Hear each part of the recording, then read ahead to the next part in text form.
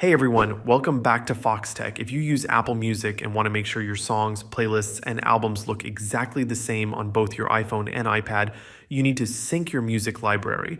This will ensure that anything you add or change on one device automatically updates on the other.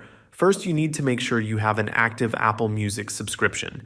Without it, syncing won't work because this feature relies on Apple's cloud-based music library. Once you've confirmed that, the next step is to check that both devices are signed into the same Apple ID. You can do this by going to Settings, Your Name, iCloud on both your iPhone and iPad. If they're signed into different Apple IDs, the music libraries won't sync. Next, open the Settings app on your iPhone and iPad. Scroll all the way to the bottom and tap on Apps, then find Apple Music. You can either search for it or manually scroll until you see the Apple Music menu. Inside this menu, you need to turn on Sync Library. This is the setting that allows your Apple Music content to stay the same across all your devices. Once you've done this, make sure both devices are connected to Wi-Fi and give them some time to sync.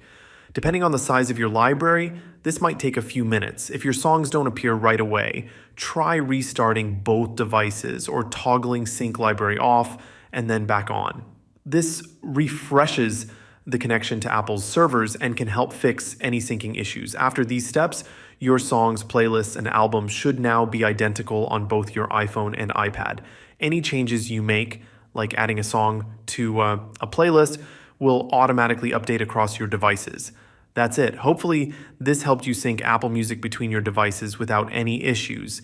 If you found this video useful, make sure to like and subscribe to Foxtecc for more iPhone and iPad tutorials.